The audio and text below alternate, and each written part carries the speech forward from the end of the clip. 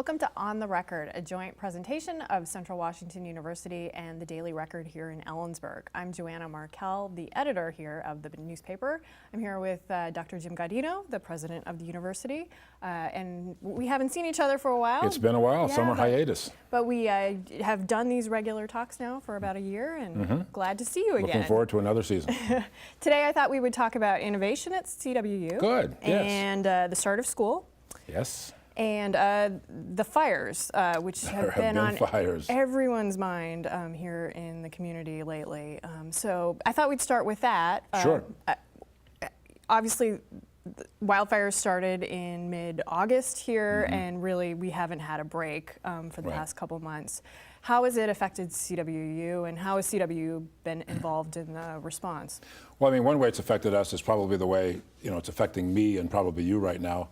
I've got itchy eyes and a sore throat and kind of a whole sinus headache thing. So one effect, of course, would just be to change everybody, the way everybody feels and your physical response. But there were really probably two ways. It affected us differently at each of the two major fires. With the Taylor Bridge fire, school hadn't started yet. And so I'd say our largest response probably was in response to the community. Opening some of our residence halls up to house those that were displaced by the evacuations, housing some Red Cross workers, feeding people. So that fire, of course, affected the university, but since we weren't in school, the effect on our operations were probably less than the Table Mountain or the Wenatchee Complex fires that we're talking about now. Of course, we had students on campus then. So we've had to limit our outdoor activities like everybody else has, but that means sporting teams, for example, marching band activities. So we've also had a lot of our main effort to protect the folks in the buildings was to monitor airflow and air quality in the buildings. So the more you open a building up, the more that air comes into the building and begins to then foul the indoor air. So a lot of our buildings are designed to move lots of air through the building, our lab spaces, for example, our biology labs, our chemistry labs. So we asked our faculty to begin to, a lot of our art buildings that way, because a lot of art creates dust, obviously, and fumes. So we had to ask people to begin to modify their class schedules to minimize the production of additional fumes, and the faculty have responded marvelously. We also asked our faculty to be sensitive to the fact that different people are affected in different ways by the smoke. I mean, some are not very sensitive to it, they can kind of tough it through. Some are very sensitive to it. Some who have respiratory problems are extremely sensitive to it. So to be more understanding that with attendance policies and the ability of students to make certain deadlines and so forth. So I think that's been the main way it's affected our campus operations. We've had to move sporting events to other places. Our football's gone to the west side because you need stadiums. Our soccer's been playing, our teams have been playing off campus, so we've basically had to cancel most of our outdoor home events. We, of course, were able to play volleyball indoors. And they're doing really well. They're doing extremely well this year. It's for anyone who wants to come out and see a very, very exciting game, come to a volleyball game. The women are just, they're really playing very well together. This year it's a team effort, not an individual star effort, and I think we're nationally ranked now. So it's 22nd. 22nd. It was 25th last time I looked. Yeah. So we're climbing, and that's great. That's good. So 2 CW home football games moved to Bothell. Correct. How is attendance? And obviously you've got lots of alumni probably over on the west side. We do. Attendance was the first game we moved with just a couple days' notice. So we probably had maybe 3,000 fans at that game. The other game we made the decision a little bit earlier and got the word out to our fans a little bit earlier as a result of that, and we probably had 5,000 fans. So the attendance was about the same as it was here. Of course, it's a different composition. We bussed students over, and we bussed some non-student fans over as well. But the predominant crowd in those 2 games was our alumni who live on the west side. Over here, it's kind of the opposite. The predominant is local residents and our students. So it was a different composition of fans, but about the same number. Central also served as kind of a donation center too. There was some donation sorting. Did. I'm really proud of our campus community. Well, actually, not just our campus community, our entire university community. People forget, for example, that we have a campus. Sometimes we have a campus in Wenatchee, and in the second fire, in the Wenatchee Complex Table Mountain fire, their air quality was actually worse than the Kittitas Valley air quality. or it was worse more days than it was here. So we've that staff and faculty and student body over there just did a remarkable job. Now we tend to follow the lead of our community college host there, but they just did remarkable things in very, very bad conditions. On this campus, particularly in the Taylor Bridge fire, I was really proud of the way the faculty and staff of this campus and the students help the community respond. The opening doors, we'd pick up a telephone and say, can we? And before we'd get the question out, it was yes. And then right away, things would happen. So it was just a remarkable outpouring of support by everybody on this campus. And in fact, our Board of Trustees at their recent meeting adopted a resolution thanking the key individuals in person, but all of the university community for their support of our larger community. Moving on, school has started now. School has started. We're well into that. And you gave a State of the University address last week. I did. And maybe if you could talk a little bit about what message you were trying to get across with that. Well, really two. The first message, which is kind of, if you will, the foundation for the second point, was that I think the really bad times are behind us. I said that last year. I said I think the worst of times are behind us, but now I think actually things are beginning to stabilize, and we're getting confidence in our budget projections. We're getting confident in our new enrollment patterns. So with a fair amount of confidence, I can say that I think we're on now a pathway of growth and a pathway of stability. So we ought not be worried about kind of the hunkering down in a time of challenge. There's still challenges without question, but we're in pretty good shape at Central Washington University. So the other message, the follow-on message, is to think innovatively. The situation we find ourselves in now as a higher education community is dramatically different than it was just 3 years ago. Dramatically different. Our dependence on enrollment is like nothing else we have ever seen in the state of Washington in previous years. The challenges for enrollment, there's a statewide reduction in the number of high school students that are graduating from school. Not just those that are college ready, there are just fewer high school graduates. So, and more competition for those same students. So everything has changed. All of the old assumptions have really just been flipped on their head. So I've asked the campus, the university community, to think innovatively, to kind of throw away the old assumptions about the way we do business and just to question and say, can we? How can we? And I said, if you do that, the university would even create a little fund to help support the startup of new programs to implement new ideas, with the caveat that those new ideas need to strengthen the university and return money from those ideas. So everything we do now, not everything we do, I'm overstating it, but the majority of things we do have to have a revenue generation component to them. So if you can do that, we'll fund the idea. So becoming much more entrepreneurial and much more innovative. That was the core message. How much money might be in that fund, or would it depend on the requests? It would depend on the request. Basically, the university has a reserve account that we use for rainy days. And we've been using those reserves over the past few years because it has been raining. Well, the rain has stopped, but there's still some funds left in there. So what I'm saying is, rather than just let that money sit, why don't we start using that money to invest in ourselves? Again, in the old days, the old days were 2008, 2009. If we had an idea, we'd go to the state and we'd go to Olympia and we'd say, I need $100,000 to start this new program. And more often than not, they'd give you the $100,000 and you'd come back and you start the program. And then when you need another program, you go back to them and say, give me another. Well, the answer is no, no, no, no. And in fact, just the opposite of taking money away. So what the university will do is you look at our reserve, we'll solicit proposals from the campus. And if a proposal, it'll be a business plan. It won't just be a give me 100,000. They'll do a business plan. What's it going to do to enrollment? What's it going to do to retention? And what revenue will be generated as a result of that? And then we'll just make a business decision to a large extent. We'll act as entrepreneurs or as venture capitalists and say, we'll take a risk on that program. We'll give you that $100,000 out of university reserves. By the way, you have to pay it back, right? It isn't a gift, it's a loan. you have to pay that money back. So part of your business model has to be replenishing that investment fund. So to get to your question, we're looking at putting, say, $500,000 in an initial fund that'll get repaid. And then we'll see the kinds of proposals we get and see if that's an adequate amount. I'm hoping it's not. I mean, wouldn't it be wonderful if I had so many great ideas come pouring in so quickly? You know, if anybody who's done a business plan knows that business plans take a long time to do well. So I see these things coming in, you know, in kind of a staggered fashion.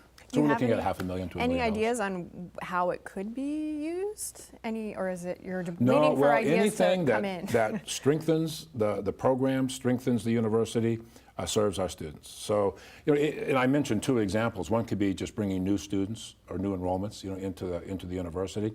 Another could be increasing retention rates, making our students more successful more quickly, which of course has a revenue return on it. It could be, developing a way for a new work process that saves us costs, which is effectively giving us more revenue. So it could really be anything, and will allow anybody to engage in that. But one that I've heard might come in, actually comes in from HR, from our Human Relations Division, that has programs that serve disability students, and if those programs could be disabled students, particularly with learning disabilities, and if they could improve those services and we could recruit more students that have specific needs that we could offer, that there's a return on that investment. So all sorts of ideas are open. Anything else from the state of the university? Those are the two main points. I mentioned a couple of successes where thinking outside the box was a win-win for both sides. I gave an example of our enrollment programs, which were a lot of risk. We invested money, and of course, fortunately, we've been successful at doing that.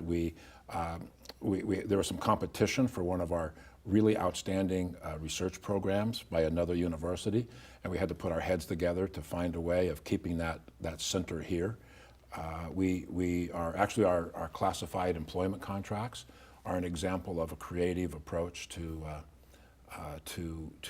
a problem that actually the state was imposing on us.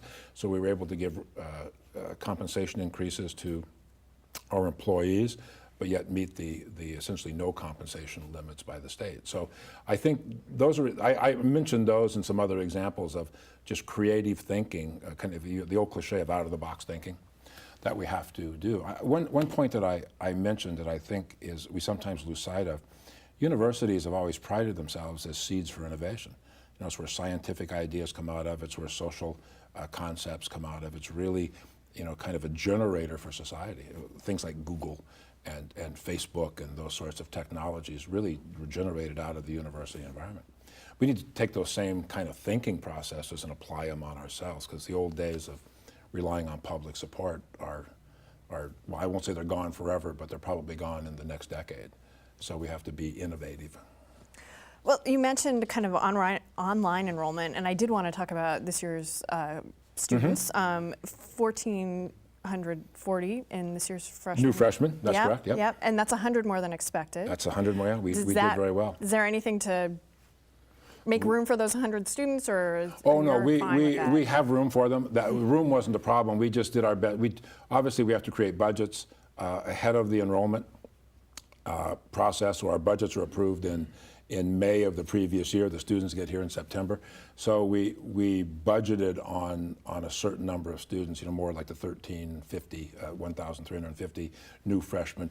We did 1,440. There's room for them. That's not the problem. It's just that we actually did better than we anticipated doing. And the reason? Lots of hard work. Everybody at the university really stepped up to make this, from obviously the recruiters that are out, driving around in their cars, getting to high schools and getting to college fairs, to the grounds crews that keep things going, to the faculty who would meet with students in the summer to talk to them about their programs. A phenomenal effort that we engaged in on the university. So I wrote down 93% are Washington residents Correct. of this year's students, Correct. and 30% are minorities? Correct. That's good. Correct. And online enrollment is up 18%. No, online enrollment is up even more from that. Well, there's a couple of numbers that are important. One is the number of students taking at least one online course. That's up 18%. So that now, in very round numbers, 1 out of 5 students, just short of 20% of our students are taking at least one of their courses online. We have now about 450 students taking degree programs entirely online. It was about 150 a year ago. So that's a 300% increase in enrollment in online programs. So there's a difference, right? One is that I want a degree in, one of our online degree programs is in Information Technology Administrative Management, a degree we call ITAM, I-T-A-M. And that's a student now, one of those 460 students is a student who says, I want a degree in that particular area of study, and I'm going to sign up for this online degree program. Another student might be, I'm working out my schedule, I'm going to take 4 classes face-to-face and 1 class. So it's a whole hybrid mixture of students. But without question, the online world is growing and it's becoming more and more important, and Central Washington is responding to it. And there's a new online campus called Finish Line? Finish Line. What is that? You know, there are just under 1 million residents of this state who are roughly halfway to a college degree. Don't have one, either an AA degree or a BA degree, an associate's or a bachelor's degree. And given their life situation, you know, they're a little bit older, they're working, they could be married, they could have children. They're not able to relocate their lives to a residential campus, central, eastern, western, et cetera. So what Finish Line is designed to do is through our partnerships with the community colleges and our online offering, saying you can finish your degree. You can finish your degree. Obviously, you have to get transfer credits, and we have to review, review your background, your academic background. But if we'll transfer some of those credits, and you can complete the rest of them through this alternative method. So Finish Line meaning you can finish your degree. But I think that will be a growing area. You know, Washington, and I'll tell you why we did that. We feel it's kind of our civic duty to do this. Washington is very near the bottom in the state rankings of states in the number of our residents who are seeking a 4-year degree. We are near the top in the number who have a 4-year degree. Well, if you think about that, if we're number 1, and I think we're actually number 2 now, but if we're near the top in those who have a degree, but you're near the bottom in those who are earning a degree, what's that mean? We're importing that difference. So Washington is a net importer of people with bachelor's degrees or higher. So what that really means is we're offering jobs to people from other states, and we're not educating our own citizenry to qualify for those jobs. It's a huge problem that Washington has, and one that's going to grow in its importance as more and more jobs begin to transition to requiring 4-year degrees. So Central wants to step into that void and increase the capacity of the state to let our own residents earn degrees, and that's partially what Finish Line is about. What about getting faculty up to speed on kind of getting their coursework online? Is that a challenge? Oh, it's a huge challenge, not because faculty are unwilling to do it, but it's a time issue, it's a financial issue, and it's a training issue. So part of the entrepreneurial fund, the innovative fund that we talked about, could be used for that we could propose, you know, converting coursework into online coursework, and that could show a revenue growth. So that could be an area that we actually invest in through that mechanism. But we also have to be willing to give faculty the time to do it. You know, our faculty teach a lot at Central Washington University, at a lot of at research universities, and at a lot of comprehensive universities. The faculty time between research and teaching is about 50-50, and at a research university it may be weighted to give more time for research. At Central it's very definitely weighted towards teaching. So teaching is a predominant activity. Well, if you also ask a student to teach a course and convert it to online, that's not fair. That can't be done. It can't be done well. So we're going to have to give faculty time to do it, and that's going to cost some money. But then, you know, it's a whole new skill set. Most instructors teach verbally and teach through exercise, and to ask them to create an enriching online experience is probably outside their skill level and experience level. So we're going to have to provide staff assistance for that. We're going to have to provide graphic designers and videographers and people who are experienced in the use of those techniques and pedagogy. So we're developing those. We have created in the Office of the Provost two new positions that are staffed by faculty members. One is to deal on the if you will, the time side of things. It's a director of multimodal education, and another is a person to do with the faculty professional development, to help faculty make the transition from primarily a verbal face-to-face environment to an online environment. So yes, it's a huge issue. We also have to look at our general infrastructure, the amount of web server capabilities that we have. And in fact, one of our buildings that's on our capital projects is a building that was designed to house the activity. It houses the TV studio that we're in right now, but it would also provide space for faculty to use to create online courses. And it would also be the place for where those are distributed, the server farms. Is that the Samuelson? That's the Samuelson building. It's one of the two capital projects that we have. And the other one is the science building. The science building. And we're hoping, these are together, these are about $130 million worth of projects. And we're hoping we'll enjoy the support of the entire community for those, because those mean lots of, in the short run, those mean lots of construction jobs. It brings permitting work so there's lots of money that immediately flows into the community as a result of those. But it'll also continue to strengthen our enrollment profile, which of course helps the business community on an ongoing basis. So these are two critical facilities for Central Washington. In the past, we've always enjoyed a great deal of community support in Olympia, and particularly, the very good support of our legislative team. So we don't know who is replacing Bill Hinkle yet there, but we assume, Janaea Holmquist in the Senate and Judy Warnock in the House will be there, and we're counting on their support as well. Quick question, there's been discussions with the business community about the Wildcat Shop and the commercial policy. Mm-hmm. What's the status of those discussions? I'm not totally up to date. The process is that there's an entity. It's a committee that's balanced between community representatives and campus representatives, and we call it the Commercial Activities Committee. And the way the policy works is that committee tries to resolve issues, and usually does. But if they can't, they declare an impasse, and then it comes to my desk for a decision.